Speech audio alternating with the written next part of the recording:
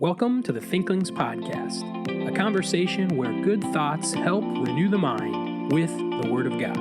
I'm Charlie Carter, and I'm here with Tim Little and Andy Stearns. Let's jump into the conversation.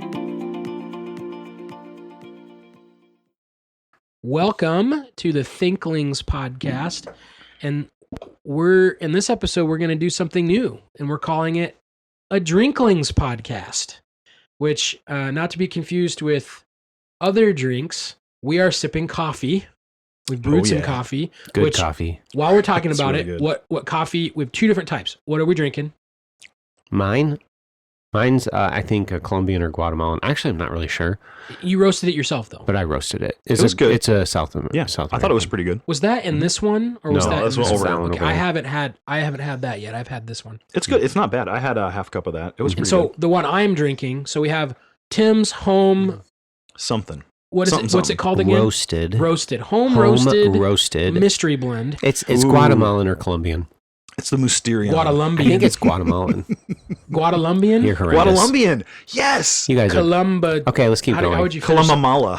So, Kamala. Stearns, what did you bring? That sounds like Kamala My, Harris. a my little kids know that I like blue beans, so they got me a bag of blue beans house blend, which is an intelligentsia coffee. So I'm reading the description. The house blend is designed to showcase the intrinsic sweetness and lively fruity flavors that characterize our favorite coffees.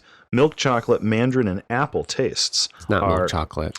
No, but it's really good. I'm really But the interested. mandarin apple, maybe a little bit. It's got like a little bit of sweet. What's and its I really origin? like it. It didn't say that. I couldn't. The bag's God. at home. Jesus has Horrendous. created all things. I don't know what the origin is. I left the bag at home. I Hmm. was not prepared for it. Maybe they It doesn't give origins. Maybe they get it from a few different places. So what we're gonna do on Drinklings episodes, it's gonna be like kind of a pared down.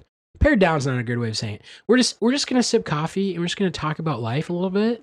We're still gonna talk about books and all those things that we do, but it's kind of just meant to be a little bit less formal and just so there's not really the main content of a Drinklings episode is the drinkling. Like we're just sipping coffee and talking.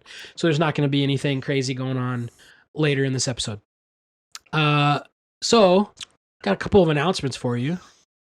This season, we are going to walk through the four loves, and did we decide we're not going to do that we're not going to do them all in order. We're going to like split them up a little bit. I don't know, but I need more coffee. Can you hand me the picture? I think what we were Drinkling in full. listeners, we do listen to your feedback. And when we did our Abolition of Man series, we did 4 episodes in a row. No, 3 episodes in a row. There's 3 chapters on abolition.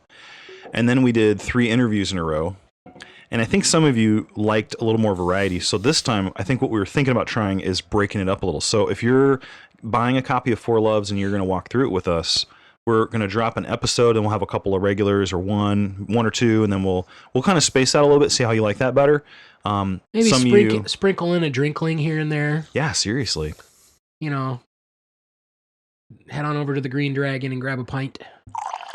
They didn't have pints at the Green Dragon. They didn't have coffee, unfortunately.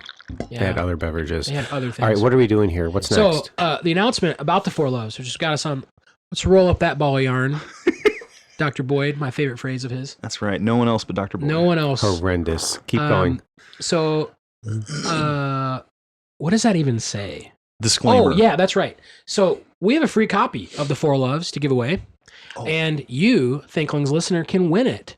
And so the way that you will win that is you have to send us a Thinklings themed haiku. So what is Thinklings theme? It has to have something to do with our podcast, our books and business. It doesn't have to mention us, but you'll get brownie points if you do. And so a haiku is 3 lines, 5 syllables, 7 syllables, 5 syllables. So you can send a Thinklings themed haiku to thinklingspodcast@gmail.com. And our top favorite, we will give a free copy of the Four Loves. And then we'll post some of our other favorites to our social media and stuff. So go ahead, send us multiple if you want. We're reading the Four Loves, so you'll say you can enter 4 times. How's that sound? That sounds great. And so along with that, we do want to give a little disclaimer about Four Loves. As we've started reading through it and preparing these episodes, we kind of just want to temper your expectations, maybe. Would Haven't that be- we That's a good way to all say it. read this before? No. Yes. You hadn't read it? No, that's the thing. Oh. When we decided to do this 3-4 months ago, I wanted to because I wanted to read it, and I made a number of assumptions about the content. I knew it was about these 4 Greek words, but I also know you had read it, and you had read it, and there was a class I took, and it was like an a la carte choice, and I thought, oh, this is going to be a no-brainer. So do ended we up being wanna, not a no-brainer. Would you like to make our official? If I had like a sound drop, like like a PSA, like official, like what is our official public disclosure Noise? or what is our disclaimer? I think I'll make a disclaimer, you make a disclaimer, we all make a disclaimer. I would just say that if you read Abolition of Man and then you saw the title The Four Loves and you realize Lewis is going to go through the 4 words for love in Greek, you would probably think, oh, this is going to help me know how to be a loving Christian or how to love better. You might think it's like, I think you said like devotional, like a theological devotional. And listener, this is like what we say, philosophical. Is that a good way to say it? And so when I read Abolition of Man, I read it with Tim the first time 12 years ago. Tim and Dr. Schrader up at Central and Pastor Danny Capon. Yep, the 4 of us. And we were reading paragraph by paragraph, talking about it, trying to sort it out. And in the end, it was a really good book. Yeah. But when I got into this a couple weeks ago, I was just reading it before bed or when I was doing other things, and I realized I need to like sit down and digest. And so, listener, you're probably going to want to get, I would say, I think this is what you were saying off air, Charlie. This is a good group book. Yeah. Yeah. I think what I would say, we were talking about this before we hit record, and I would say that I made the statement, the only low-hanging fruit of Lewis is Narnia. And what I mean when I say low-hanging fruit is like, you don't really need to have your mind engaged to get like, the lion, the witch, the wardrobe. Like, like there are some of the latter books where, it's a little bit more thinky, but it's a story. It's for kids. It's not meant to be. And, I think you pick up, 4 Loves, and a Christian might assume it's like a devotional or popular level, even. or even exegetical, like he's working from a biblical text. He talks about a couple of Bible passages, but it's not exegetical. Oh, very funny. He's trolling us over there. Yeah, he did. That was Listener, good. he totally got me and Charlie. He that was a trigger. Which usually warning. it's the other way around. He's like, oh no, he does. That was a trigger. That's a trigger warning. Oof. That was a microaggression. Stop virtue signaling. Anyway, wow. You should read it with company of the same gender. Guys with guys, girls with girls, maybe. Yep. Especially certain chapters. Especially certain, well, whatever. But the, you might come across even thinking Lewis is a bit of a sexist, according to our modern definition of a sexist. Just correct. So it's definitely thought-provoking, and I think you'll find it helpful. So I would strongly recommend reading it. I would say my disclaimer is recognize it's not written as a popular book. Yeah. It's not written as a devotional book. I would look at it as like he's making a dictionary entry. Mm-hmm. Yeah, love. I really like your love is on the description, page, and Charlie. then he like gives the first 2 chapters. His preface and introduction is like caveats to his definitions, and then he gives you 4 definitions of love. Yep. And then as he defines them, he gives you like anecdotal, experiential illustrations of what he's meaning. And you do have to take your time. Yep. It's not a breeze through it in a day type of a thing. The other thing that's maybe worth noting is the history of it. He prepared this originally as 4 talks for the radio.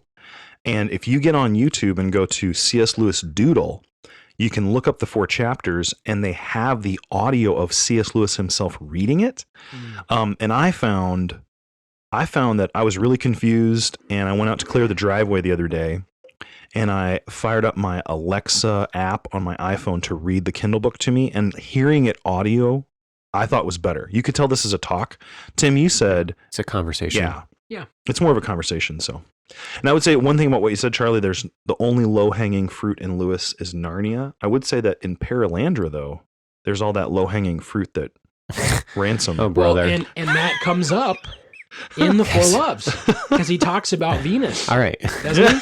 Yes, he does. Now who's trolled Tim? And that comes up in multiple of the Ransom trilogy books. I would also say that the book is really written from a masculine perspective.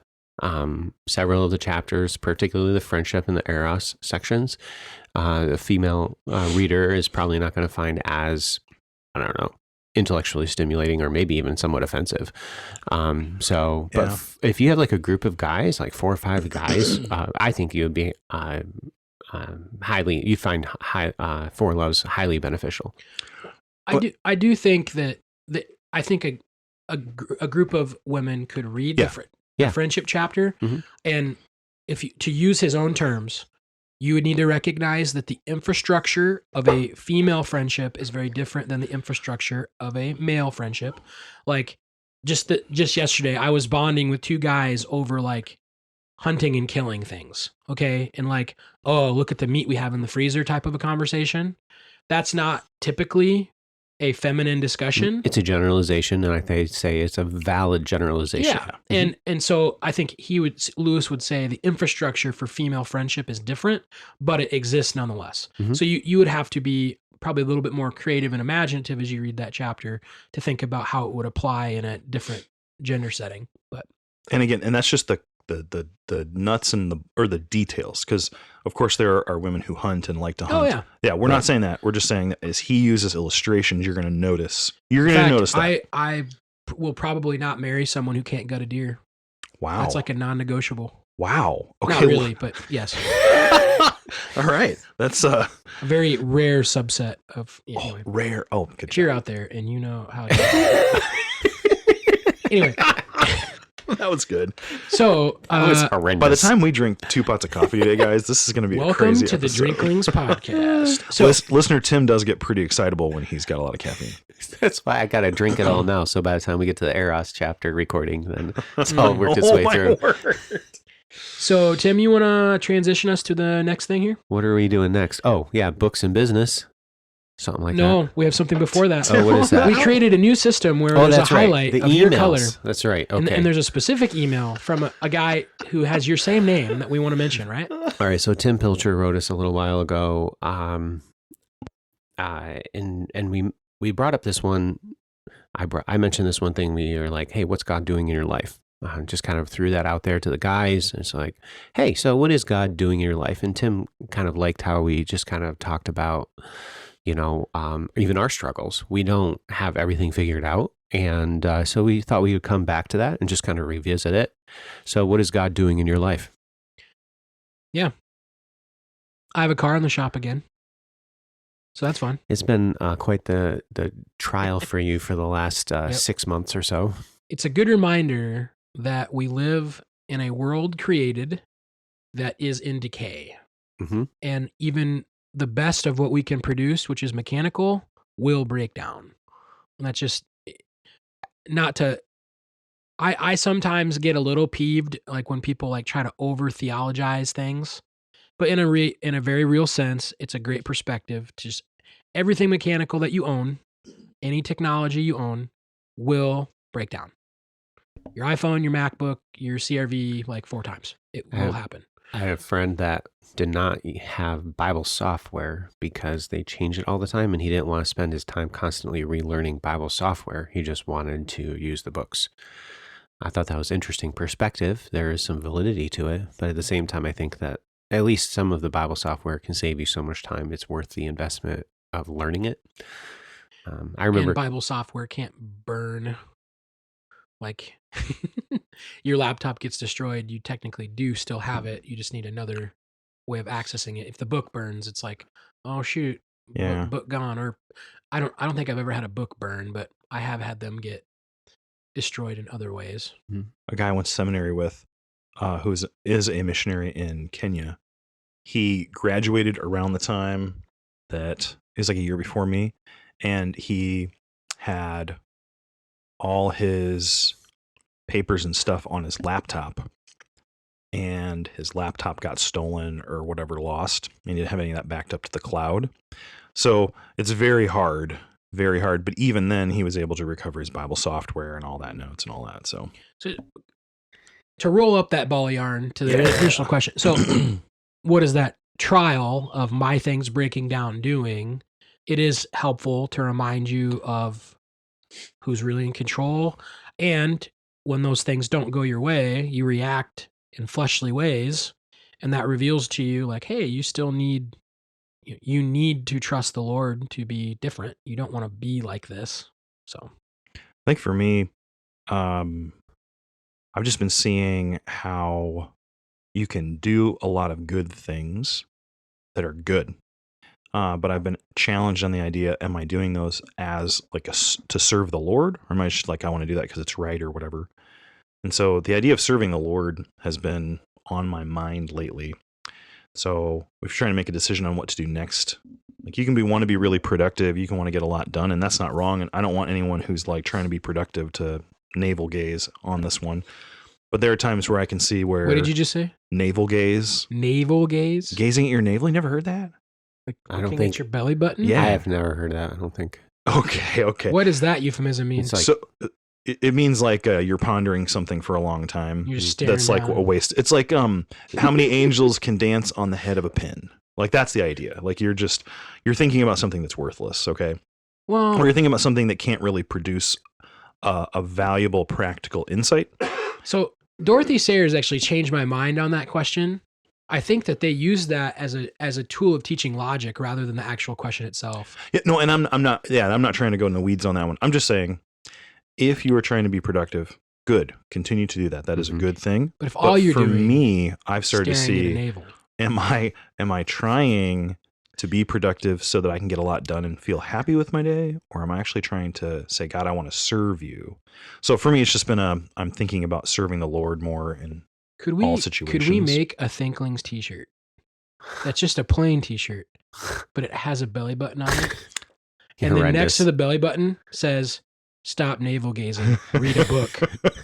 You're horrendous. I'm not going to name drop the person who said that to me because I don't know if they're a listener, but Please tell if me. you're that listener You know who and you you are. said that phrase to me, Can you tell me what their I'm name sorry. rhymes with? Okay, come on, let's keep going.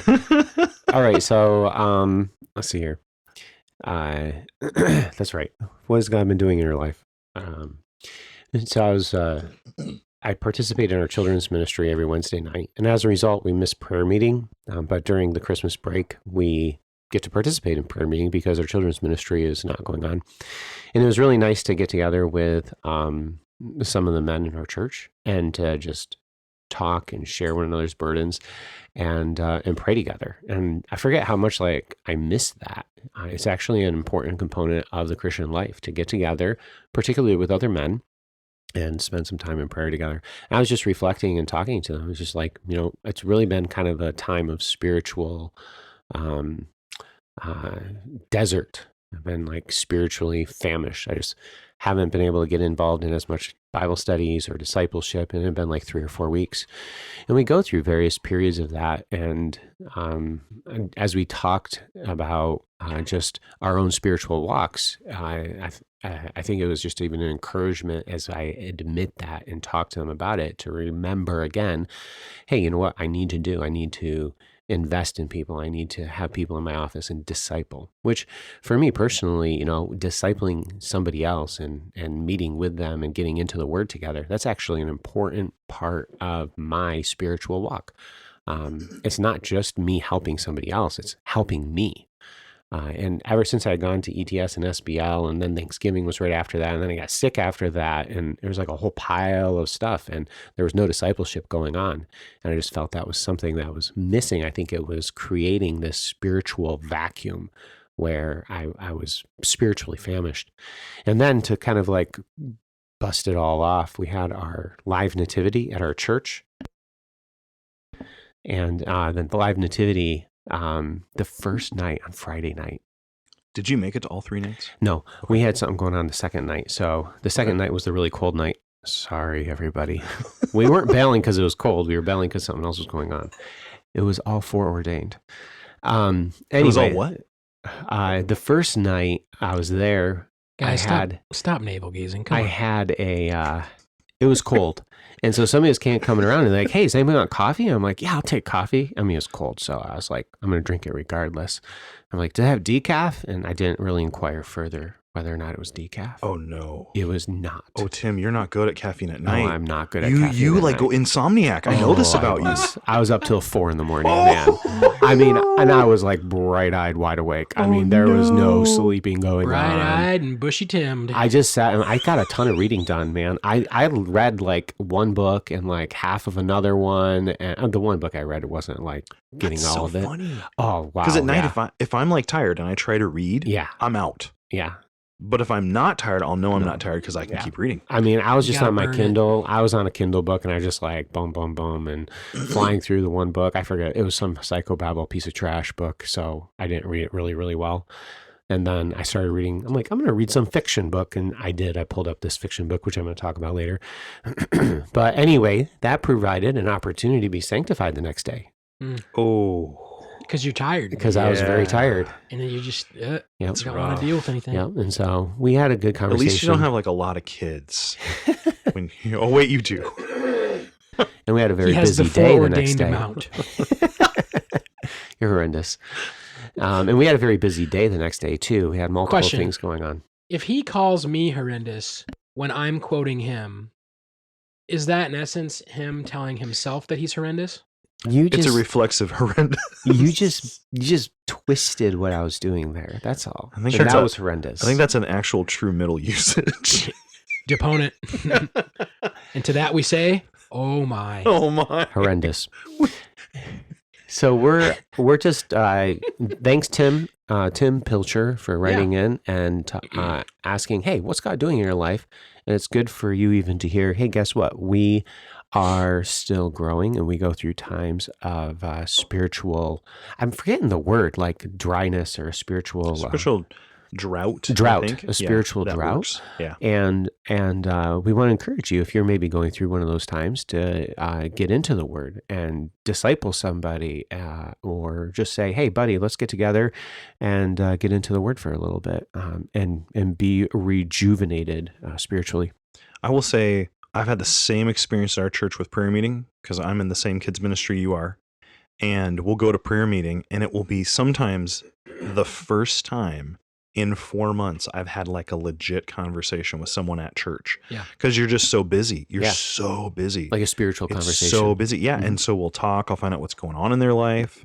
And then it's been nourishing. And then the other thing I would say is in those dry times, it's always funny to me when I will hang out with another believer who's not dry, who's like walking with the Lord, and they don't know that I'm having a dry time. Right? And just being around them, It's encouraging to you. it's both encouraging, it's convicting, it's like there's It's like like what the body of Christ is supposed to be doing for itself. yeah. And so sometimes, like, if things are not going well, go get around someone, just drink Right. coffee with them Mhm. and just be around them. Yeah. So, Tim, you mentioned you were reading a book the other day. That's what we're kind of going to do for the rest of the episode. Just going to talk about things we've been working on, reading over break. Mhm. This is a couple days after Christmas. Well, we're going to post this today. So, Yeah. it is today. So, which is also a couple days. Existentially, it will always be Oh, today brother. for the listener. Yes. Woo! Well, what is a listener? Oh my word! Anyway, so Tim, what were you reading that night you couldn't sleep? Is that the book you're talking about? Yeah, let's see, I gotta pull it up here again. She Walks in Beauty by Siri Mitchell, which messed up I Andy's turned that off. Siri earlier. I think that's how you say her name, Siri, Siri Mitchell. Yeah. Books by Siri He literally Mitchell. turned on my Hey Siri on my laptop. It was Yeah. nervous. I'm glad I know that now, though, so it doesn't happen in class. I forget what the other title of what the other book was. The one that I blasted through, that was the Psychobabble one. But I'll have to look that up again and talk about it sometime. But this one I started, and it's just a Christian romance novel. And you're like, why in the world are you reading Christian romance novels? Well, because I It's read. my He's a, favorite kind of novel. When was the last time you read a Christian romance novel? Wait, did you say Tim is a did you say Christian romance naval or Christian romance novel? ladies and gentlemen. Tim You're is horrendous. Tim is a Renaissance man. That's why he reads Christian. Well, I don't think a Renaissance man would be reading that. I've read secular. What are you doing? Are you? So it's called She Walks in Beauty. Are you She gramming? Walks in Beauty. It was like a free book. No, I'm Oh, you're on Amazon. reaching around my mic to look the I thought book you were up. recording this, and I was like, I gotta No. play nice now. Okay. She Walks in Beauty. Yeah, so like these Christian romance novels that come out all the time, and every once in a while they'll have some promo where they're free. And I used to say, "Hey, free book," so I would sign up and grab one.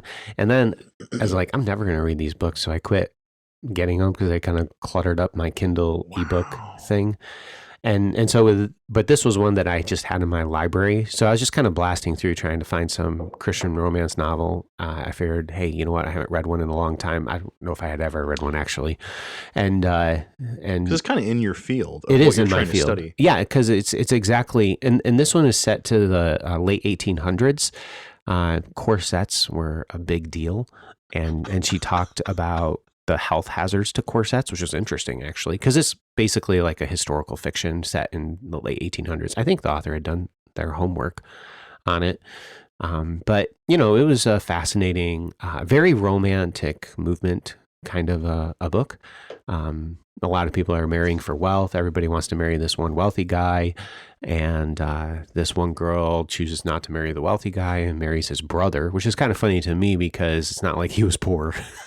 But whatever, they married for love, whatever that is. And so anyway, it kind of even connects with our discussion of the four loves. It was actually fun. Like I read another novel, like Amazon has these first reads. Are you guys familiar with Amazon first reads? No. And I don't ever sign up or get any of them. But I did, I think back in November, I got some widow book. I don't remember. It was boring. Like it was supposed to be basically this gold digger woman was going and marrying a guy and going up the political ladder in Washington, D.C. And it was really pretty stupid. It was, you know, profane. There was some of that. And there was not a lot of really dirty stuff. It wasn't too bad, but the story was dumb. That's what I'm kind of trying to highlight here. Whereas this story was actually engaging. It was kind of fun. And I see the appeal there. But it really created some good conversations with my wife as well. And just how these stories affect women and their idea of love and romance. So anyway, She Walks in Beauty by Siri Mitchell. Yikes. Yeah, it's I looked at the cover of it. It's a interesting book. So, okay. So then what am I reading? I'm going to do two things. One is not on the list. So when we were interviewed by Theologic on reading habits, that episode should be dropping This week, in like 3 days. Yeah. the 30th. Yep. Sean Mustian on that podcast said that he uses an app called Bookly. And so I downloaded Bookly. I'm going to do it right now. And I've literally used it. I have a 24-day reading streak going on right now. And it's like a $30 a year app or whatever. And I'm like, I'm not going to buy this app. And then they offered, hey, $80 lifetime membership. I'm like, I'm not going to, but it's really kind of cool. And then they're like, hey, $20 on sale. They keep like throwing these things at me. Yeah. Well, I finally caved in when I got a $15 Lifetime? year. It's Try like for a year. $1.27 a month or something like that. But I've finished a book with it. I'm halfway through another book. I'm in the middle of 3 other books. So that's been kind of fun. Bookly, and it Charlie, we've done like reading.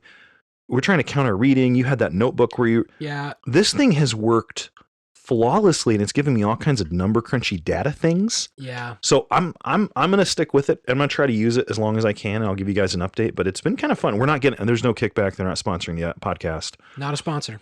I'm not sponsored, but that's been kind of fun. So, all right. So here's what I did. Who does sponsor our podcast? The Faith Bookstore. My really. wallet.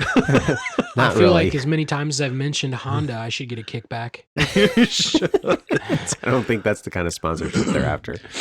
So this break, I've been working through The Meaning of Marriage by Tim Keller. I'm not ready to give an update, but I'm liking a lot of it.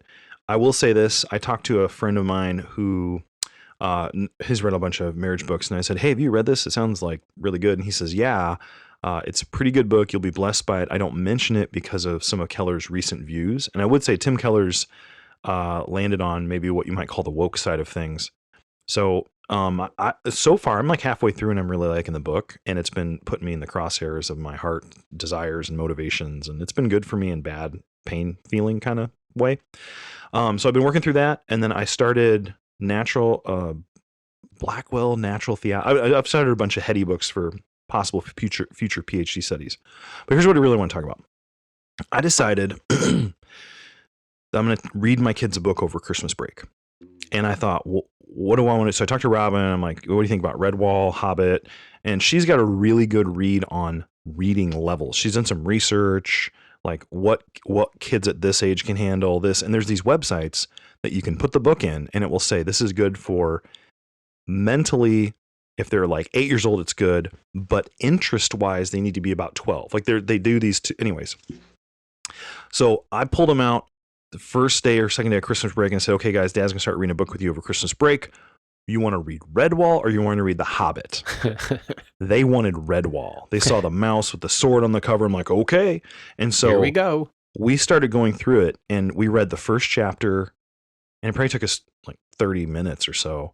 And they're like, yeah, that was okay. And I said, okay. So do you like it? And they're like, I don't know. It's just kind of over their head. I said, well, do you want to read the first chapter of The Hobbit too? And they're like, okay. And I have that really cool green edition. Yeah. Oh man, they loved it. Really? The Hobbit? Yeah. So you know how like the dwarves show up? Like Bilbo doesn't, he's like got this very ordered life. He doesn't never does anything unexpected.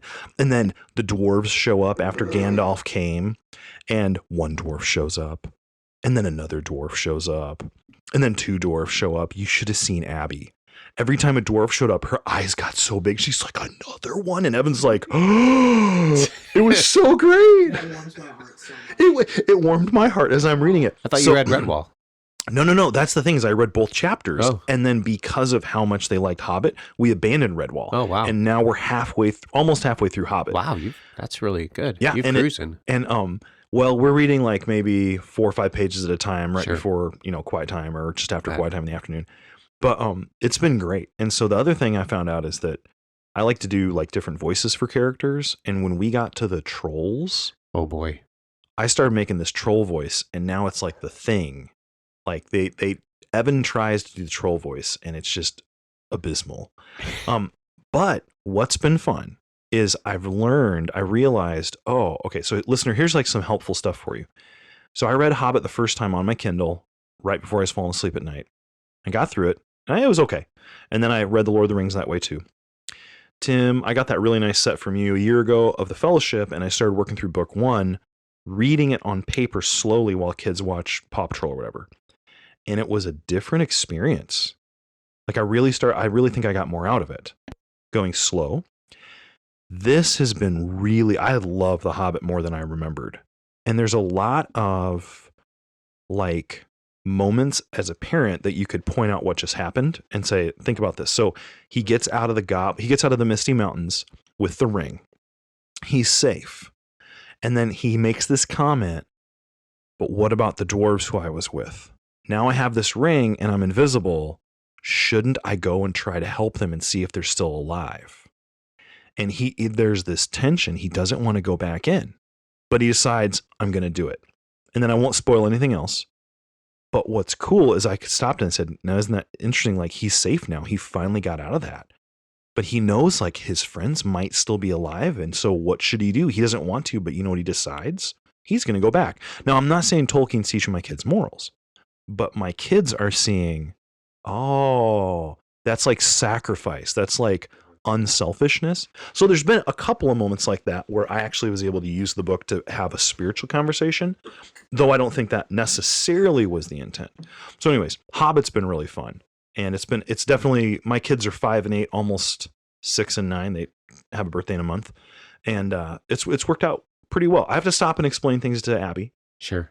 And every time we start again, Abby's like, okay, so what's happened? And I have to like review it. But oh man, they love it. I'm surprised she's following along. She's following enough, I think. Okay. I'm sure like Evan, I could see him getting He's it. loving it. Yeah. He How old keeps is he asking again? like every day. He's 8. He'll turn 9 in February. So that's probably usually the lower end of the age bracket. But he's really enjoying it. And That's Abby good. they want to read it. Yeah. Did you have fun with the pictures? Yes. That has helped a lot. It really does. does. The pictures in that book really help for Abby especially. Evan, he could probably get by without him, but I show him the pictures and it helps her to visualize what just happened at her age. And I think that's been really good. That's awesome. So I would recommend The Hobbit. It's been a fun read. So especially if you can do a good troll voice. Especially if you can do a good troll voice. I'm not going to make any troll jokes. I'm boy. deciding right now to make no troll jokes. Come on, do it. Out of bounds. Do it. Do it. So, To quote Emperor Palpatine. one of the things I've been reading is it's a textbook that I use in one of my classes. That's boring. It is, but You shut your mouth, Tim. it is not. Oh, he trolled me again. You know, Ah. so Dr. Cole, which if You're a you're a little faith pumped student today. or a faith alum, you probably know Dr. Alan Cole. He said this once in a class, and it kind of just like breezed past my mind. But thankfully I remember it. And now having the opportunity to teach you like, oh, that was actually really insightful. Like he makes a comment, I can't remember when it was, but he's like, we don't just assign books to like make you read. Yeah. Like, this is a part of you Yeah. learning. Like Mhm. we're telling you to read something and we're wanting you to digest what we're reading. Like we're trying to teach you through you reading that textbook. Like there's a purpose to it there. And I will say, if a professor assigns a book willy-nilly and it's like has no purpose to it, that's not great. But we do assign books for a reason. Like there's things in them. And so I'm trying to brush up on some classes for the spring, and I'm kind of going back through the textbooks myself just to make sure I can clearly communicate, like, this is why you're reading this, is what I want you to get out of it. And so one of the books that I know, admittedly, is a very difficult book for students in one of my classes to read is Toward an Exegetical Theology by Walter Kaiser. And I think it's particularly difficult because there is a little bit of a generational gap in just the way it's written. I mean, he's writing it like 40, 50 years ago. He's incredibly intelligent. He's using phrases and words and ideas that most, a lot of the kids in this class are second semester freshmen or sophomores.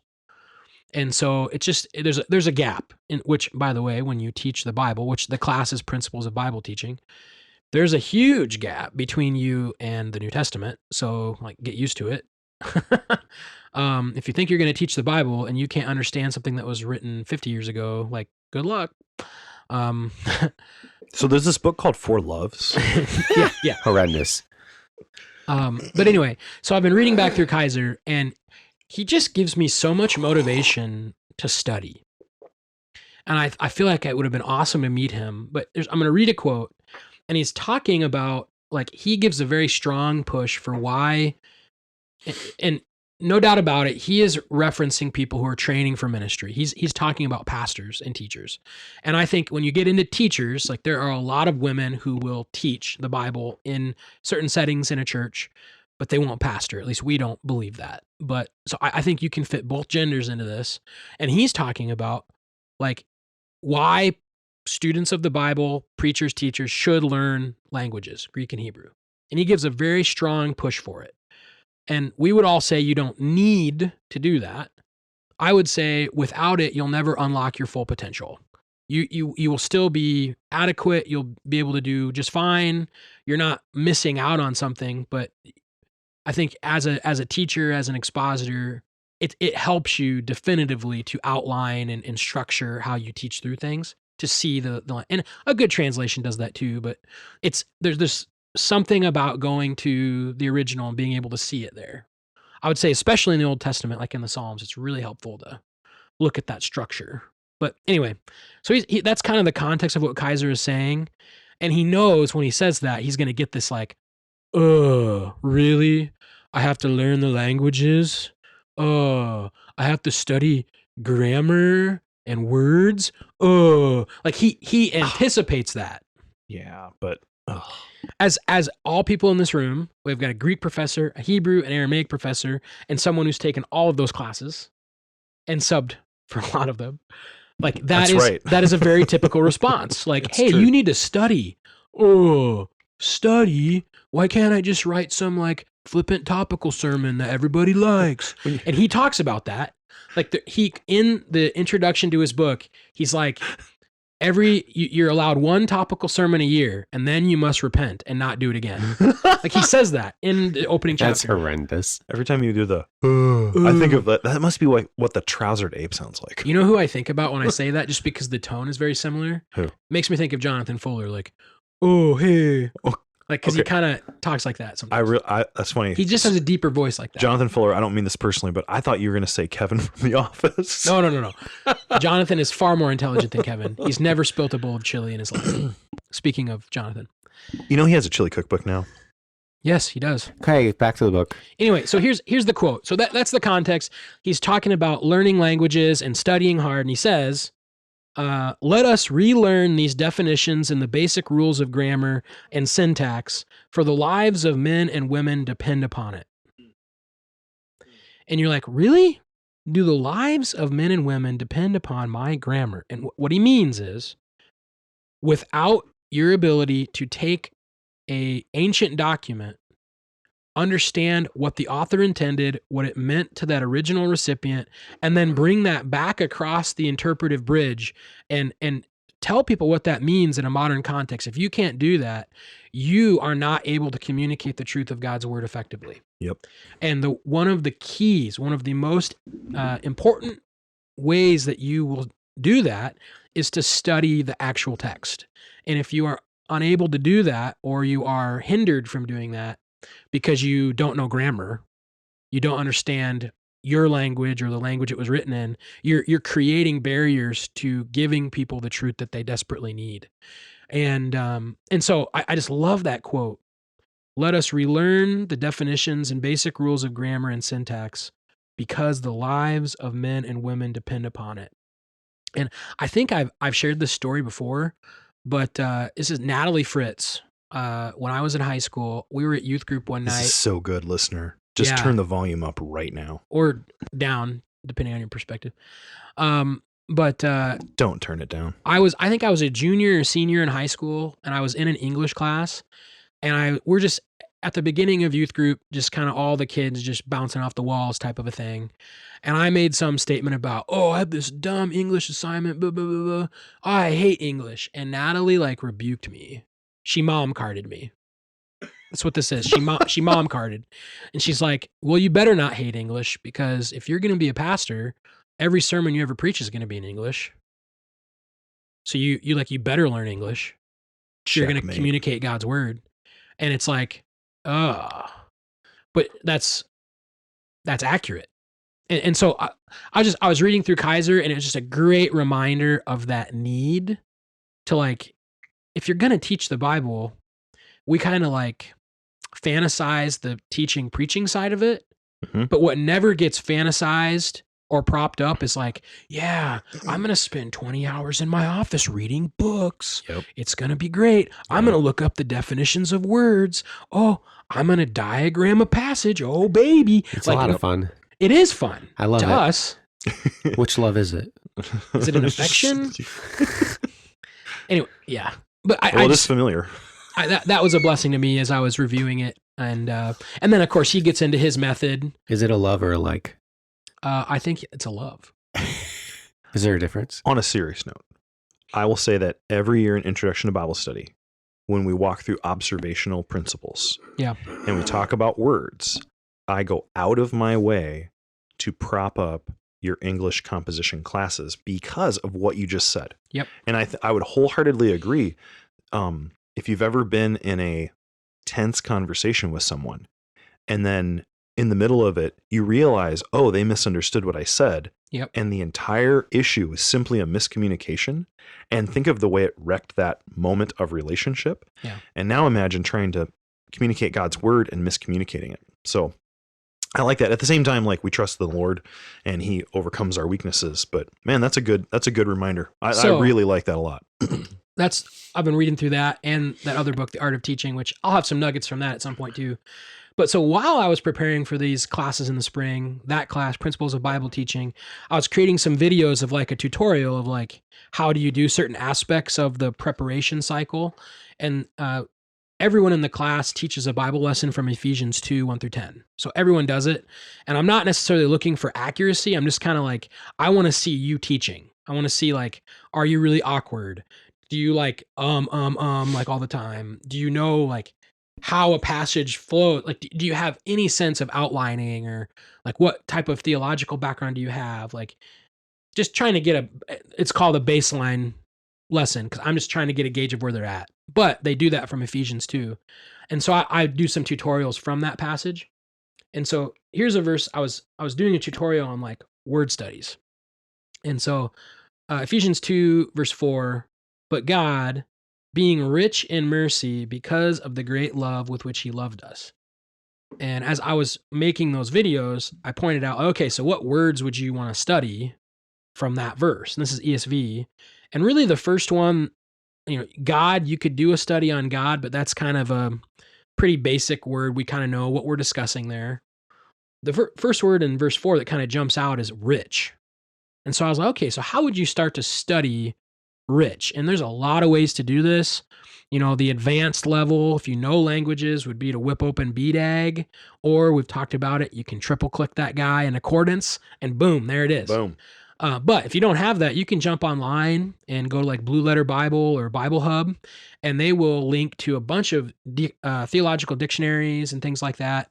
You can get like an interlinear, and you can like see, oh, here's the word, and so I actually did a tutorial video where I think it was using Blue Letter Bible and looking on Blue Letter Bible you wouldn't really need any knowledge of Greek to do this. And then I did mine, which is like, oh, here it is in my Greek text, and click it, here's BDAG. And we got to the same exact conclusion. But you just have to know what you're looking for. But that word rich, what does it mean? There's a literal sense to it, which is like literal riches. Like you have a bunch of possession, you have a bunch of money, like a very literal sense. And is that what's being talked about here? And well, do you literally have a pile of mercy? Like you'd have a pile of gold? Well, no. So it's where you get to the second definition, where he's using the idea of a literal richness as a metaphor. Like as if I could, as a rich guy, have a pile of gold laying in my house, which I definitely don't. Well, no further comment. God, like that rich man, is rich in this quality of mercy. And so you can see how it's using that metaphorically. And so I made this video about like, let's think about that for a second. What does that mean? Then you look at other cross references. It comes up later in the same passage, verse 7, so that in the coming ages he might show the immeasurable riches of his grace. So it's rich in mercy, rich in grace. So you start understanding, what does he mean when he says this word rich? What is he getting at? And it's a very simple metaphor that he's employing. But as I did that, I was just really blessed. It's like, think about the characteristic of God, that he is rich. Like he's got piles and piles of mercy and grace. And he gives that to me, and who I would not consider myself a overly compassionate person. I feel like at times I'm a very blunt, real. My dad was this way too. Like he'd always say, call a spade, just say it how it is. And like, you can do that. And my first reaction is not like, oh, that's okay. My first reaction is like, you're an idiot. And, which is not very merciful, not very graceful, not very compassionate. Nor kind. Yeah. Insert all the virtues. Yep. But it's a blessing to see, you see your own insufficiency in God's perfection. And what I am not, he is. And he is rich in mercy.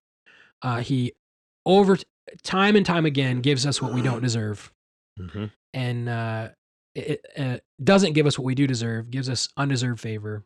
And so that's a blessing. That's just a little devotional thought to close our Drinklings episode. Do you guys have any thoughts on that? I think it really connects well with the email that Tim Pilcher sent in. Yeah. About what's God doing in your life. Just reflecting again upon God's riches, the riches of God's mercy and his grace. We all go through times of spiritual drought, and wherever your spiritual walk is right now, as you even conclude a year and begin a new year, reflect upon God's grace and mercy. That's a great reminder, Carter. Thank you. Thank you for listening to this episode of the Drinklings podcast. We would love to hear from you. If you have any feedback, suggestions, or potential topics that you'd like us to discuss, you can contact us through our email, thinklingspodcast@gmail.com. Remember, don't let this conversation end with this podcast. Read good books, talk about them with your friends, and always continue to cultivate your mind. See you next time on the Thinklings Podcast.